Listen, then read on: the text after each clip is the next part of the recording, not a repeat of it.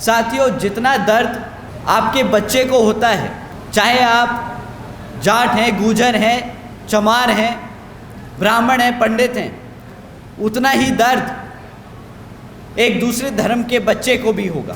कारवा काशी राम का लेकर बहना बढ़ती जाए, बहना बढ़ती जाए, बहना बढ़ती जाए। लक्ष्य के पहले माया बहन रोके से ना रुक पाए, रोके से ना रुक पाए, रोके से ना रुक पाए। राज करेगी बहना देश पर आशीष ऐसे दे गए, ओ राज करेगी बहना देश पर आशीष ऐसा दे गए। हाँ, बहना का साथ निभाओ सदा ये काशी राम जी कह गए। बहना का साथ निभाओ सदा ये काशी राम जी कह गए। बहना के संग चलो, बहना के संग, बहना के संग चलो, बहना के संग। हाँ, बसपा के संग चलो, बसपा के संग, बसपा के संग चलो, बसपा के संग। बहना के संग चलो, बहना के संग, बहना के संग चलो, बहना के संग।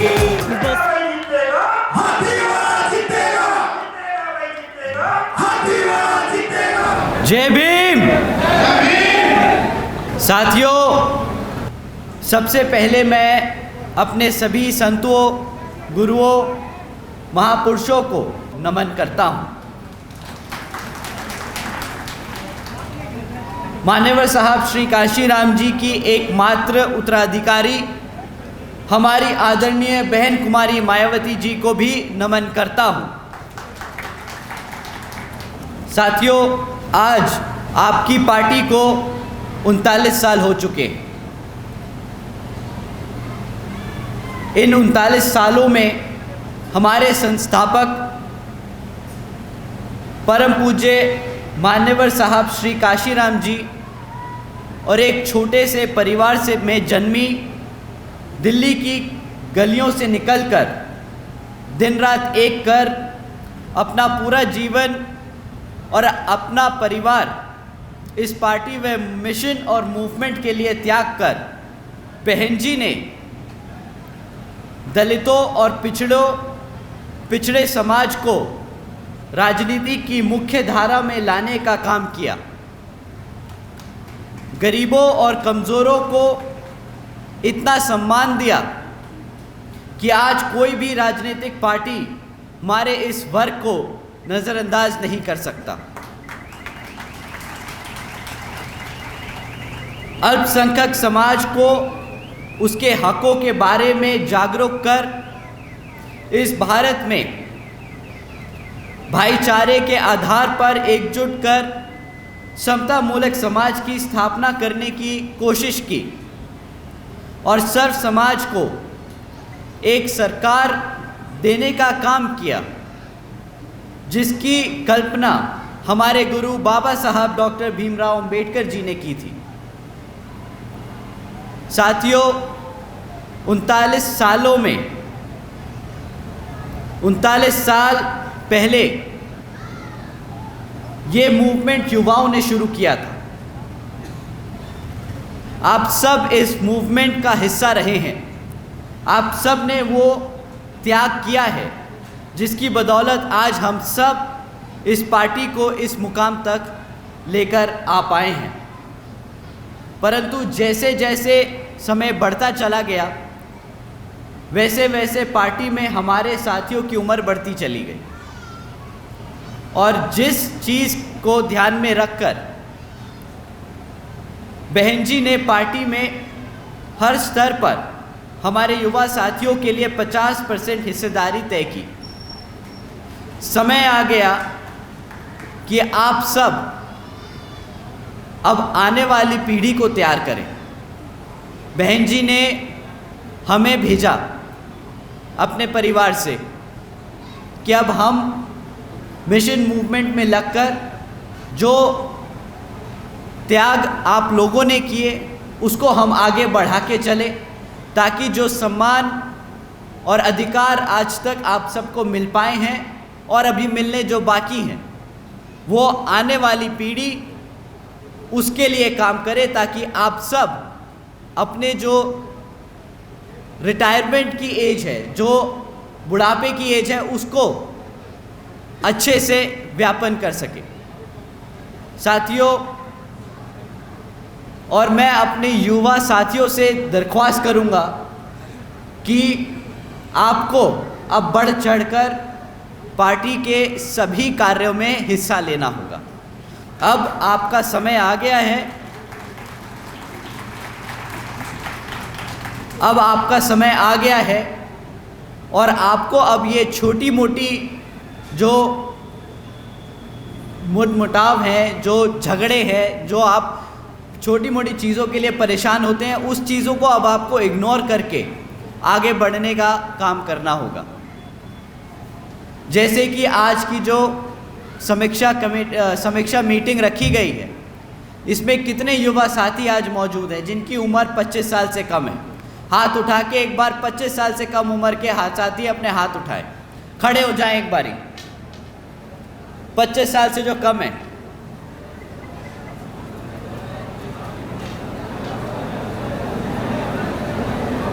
हमारे साथियों की संख्या 10% से कम है।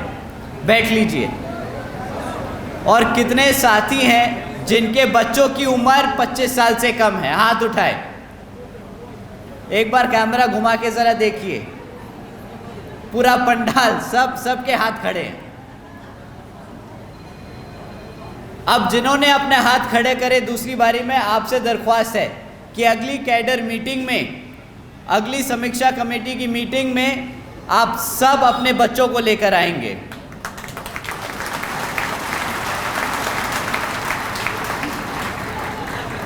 अब समय आ गया उनको भी समझने का।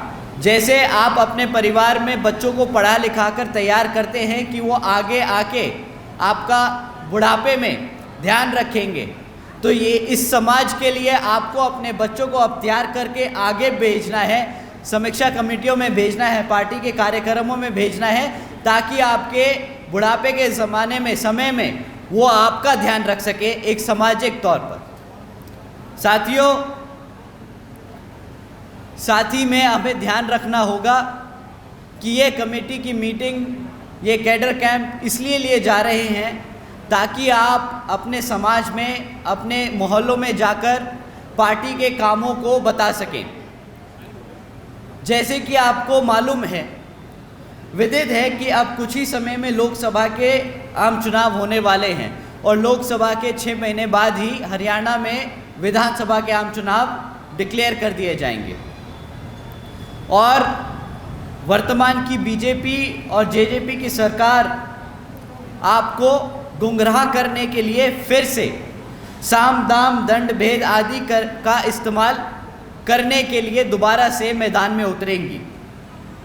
तो आपको इन सब बातों का ध्यान रखना होगा और इनकी बातों में ना आकर इनसे गुमराह नहीं होना होगा और अपने साथियों को भी उसी हिसाब से तैयार करना होगा। साथियों, इनकी हकीकत मैं आपके सामने कुछ स्मॉल शॉर्ट पॉइंट्स में रखना चाहूँगा। इनकी विफलताएं तो अनेक हैं, बट 4-5 मुद्दे आप लोगों के बीच में रखता हूं जो आप आगे जाके समाज में हर व्यक्ति को बताने का काम करें। पिछले कई वर्षों से बीजेपी जेजेपी की सरकार चल रही है और आज तक ना यहाँ पे गाँवों में पक्की सड़कें बनी, ना यहाँ पर 24 घंटे बिजली की व्यवस्था तय की गई, ना यहाँ पर रोज़गार के अवसर दिए गए और ना यहाँ जाति और धर्म के नाम पर जो दंगे हो रहे हैं उनको रोकने का काम किया गया। साथियों, अभी कुछ ही समय पहले की बात है, नूह में मुसलमान और हिंदू के बीच में दंगा कराया गया।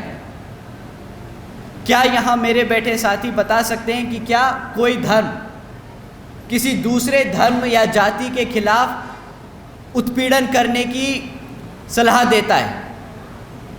हाथ उठा के आप बताएं, अगर नहीं देता तो मना करके हाथ बताएं। तो आपको क्या लगता है कि जो भारत, जहाँ पर इतने हज़ारों धर्म, इतने लाखों जातियाँ हैं, वहाँ पे भाईचारे की तौर पर एकजुट होकर आगे बढ़ने का काम नहीं किया जा सकता? आप बताएं, क्या हम मिल बांट कर, मिलजुल कर रह नहीं सकते क्या? क्या हमारे मुसलमान भाई चाहते हैं कि हमारे हिंदुओं की माताओं के बच्चों को नुकसान पहुँचे, दुख पहुँचे? और क्या हमारे हिंदुओं धर्म के माताएं हैं, क्या वो चाहेंगे हमारे मुसलमान के भाइयों के बच्चों को तकलीफ़ पहुँचे? हाथ उठा के एक बार बताएं, क्या आप ये चाहेंगे? साथियों, जितना दर्द आपके बच्चे को होता है, चाहे आप जाट हैं, गुर्जर हैं, चमार हैं, ब्राह्मण हैं, पंडित हैं, उतना ही दर्द एक दूसरे धर्म के बच्चे को भी होगा, क्योंकि भगवान ने इंसान बराबर बनाया है। ये यहाँ पर आकर मनुवादी सोच रखने वाली जो पार्टियाँ चल रही हैं, उन्होंने हमें जाति और धर्म के आधार पर बांटने का काम किया ताकि हम सब एकजुट होकर आगे ना बढ़ सकें।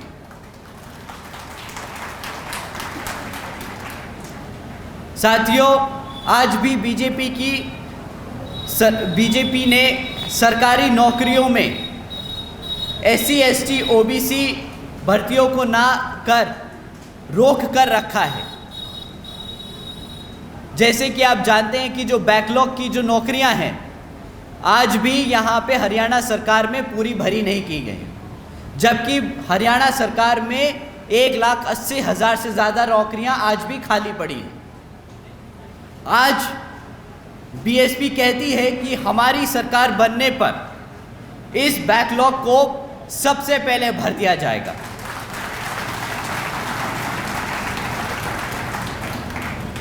साथियों, आज भी बीजेपी JJP ने एजुकेशन पॉलिसी लागू नहीं करी। कई बारी कमेटी बनाई, कई बारी उस पर चर्चा की, कई बार रिपोर्ट जमा कराई, बट आज तक पॉलिसी लागू नहीं करी। आज BSP कहती है कि जिस तरह पिछड़े बुंदेलखंड क्षेत्र में बाबा साहब doctor Bhimrao Ambedkar medical college और झांसी में मान्यवर Shri Kashiram para medical training college की स्थापना की गई थी, उसी तरह यहाँ पर भी हमारे बच्चों को एजुकेशन में आगे बढ़ने के लिए मेडिकल कॉलेजेस और ट्रेनिंग इंस्टीट्यूट की स्थापना की जाएगी। आज भी जो आशा वर्कर लंबे समय से अपनी मांगों के लिए धरने पर बैठे हुए हैं, जिनको इस BJP JJP सरकार ने नज़रअंदाज कर रखा है, तो आज BSP कहती है कि हरियाणा में सरकार बनने पर हमारे आशा वर्कर्स को की समस्या का उचित समाधान किया जाएगा। साथियों, अगर BJP JJP का यह हाल है तो कांग्रेस कुछ कम नहीं। कांग्रेस आपको गुमराह करती है ये बोलकर कि BSP BJP की B टीम है, बट साथियों हकीकत ये है कि वो इसलिए ये बोलती है क्योंकि उसके पास खुद इतने सालों में सरकार में रहने के बाद भी कुछ काम बताने को नहीं है कि उसने आपके लिए क्या काम किया। इतने सालों से वो सत्ता में आसीन रहे, परंतु आज भी यहाँ के हमारे SC ST OBC और पिछड़े समाज के लिए एक भी काम नहीं है जो उनके नेता आके आपके बीच में खड़े होकर बोल सके कि हमने हमारे समाज के लिए ये काम किया। साथियों, BJP में उससे भी बुरा हाल है। जब से BJP सरकार में आई है, हमारे अपर कास्ट समाज के लोग भी परेशान हैं, क्योंकि वो खुद बखूबी जानते हैं कि इस सरकार में सिर्फ उनके खास लोगों के काम हो रहे हैं।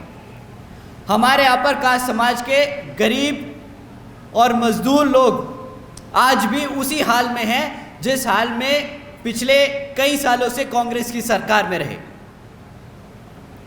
साथियों, आपका काम है समझाना, इन लोगों को जो भटके हुए हैं उनको सही राह दिखाना और बताना कि किस तरह उन्होंने गरीबों, मज़दूरों, कमज़ोरों के लिए, हर वर्ग के समाज के लोगों के लिए कितने काम किए। इन दोनों की सरकार में सिर्फ कुछ ही खास लोगों की तरक्की होते हुए देखी। आज सर्व समाज में इनकी विफलताओं को अगर हम गिनाने बैठें तो समय कम पड़ जाएगा। आज हम बहन जी की सरकार में 4 बार के शासनकाल में जो काम हुए वो आपके सामने रखना चाहते हैं। आज जब बहन जी की सरकार को याद करते हैं लोग, तो उन्हें याद आता है वो समय जब बहन जी ने सावित्रीबाई फूले बालिका शिक्षा योजना के तहत 7 लाख से ज़्यादा बच्चियों को 12वीं तक की शिक्षा प्राप्त करने हेतु 600 करोड़ से ज़्यादा लागत इन बच्चियों को अपने पैरों पर खड़ा कर एक उज्जवल भविष्य देने के लिए खर्ची।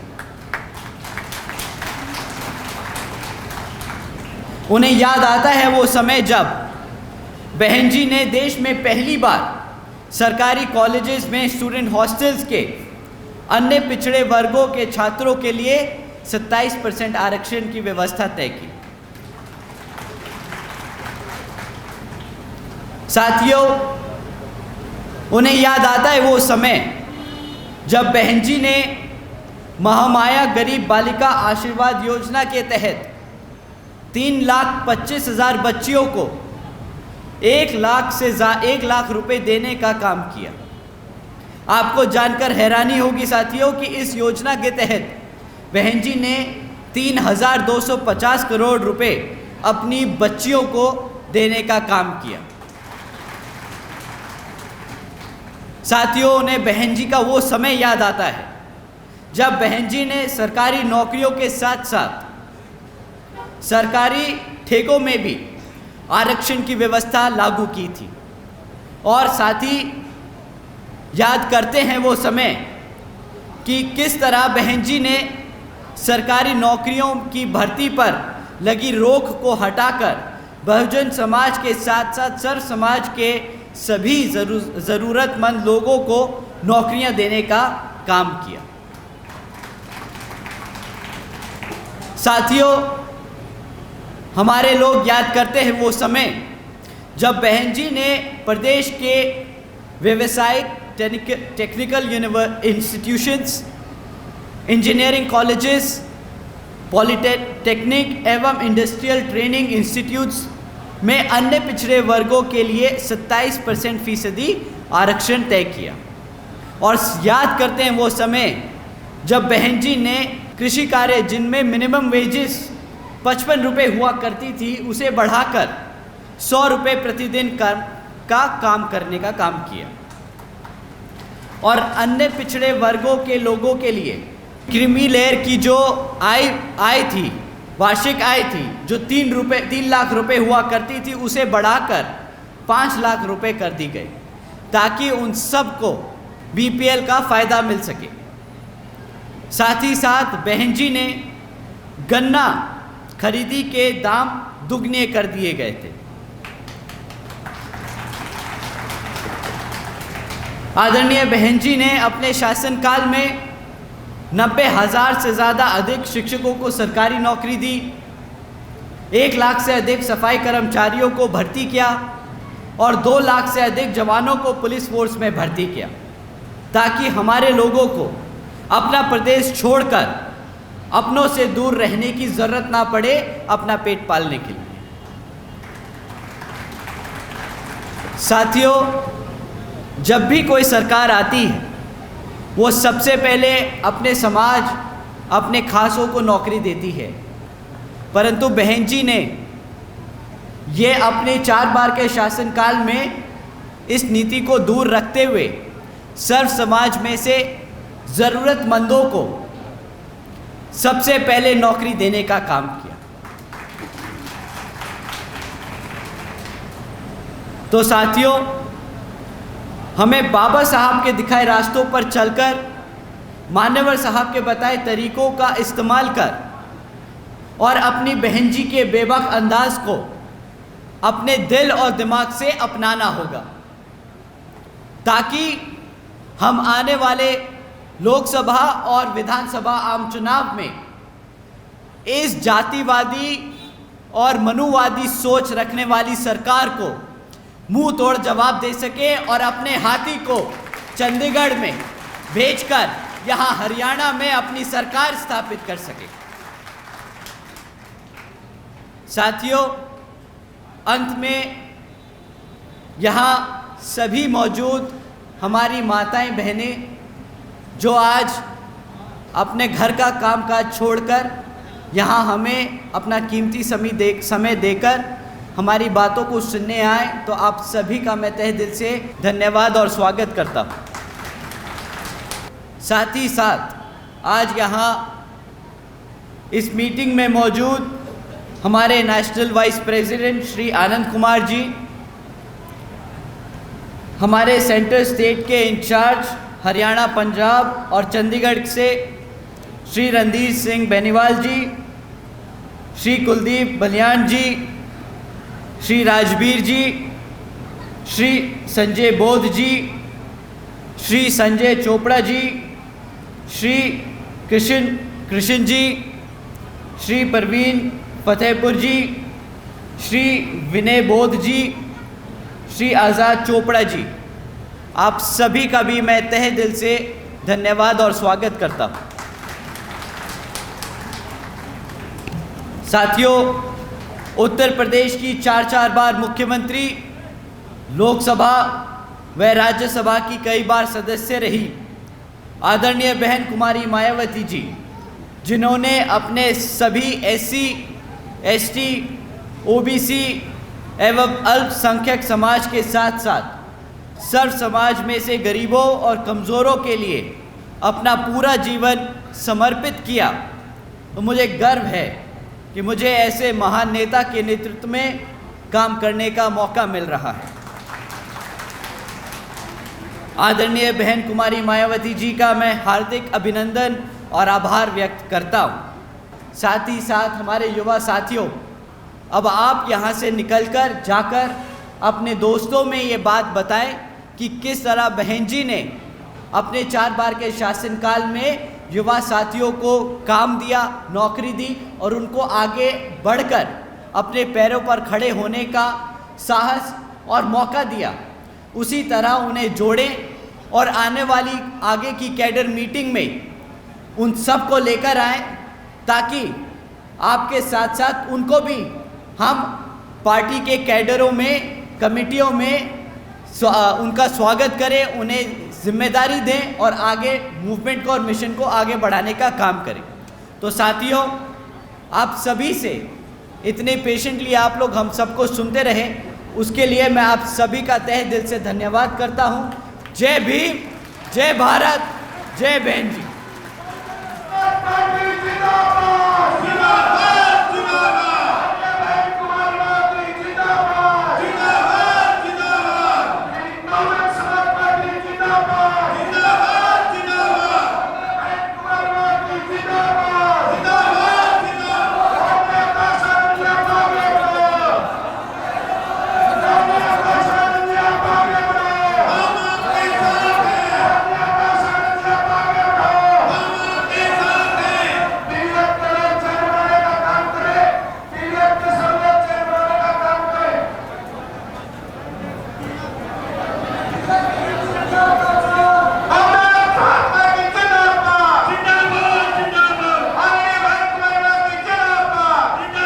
लक्ष्य पे बढ़ते जाओ हमेशा, काशी राम जी कह गए।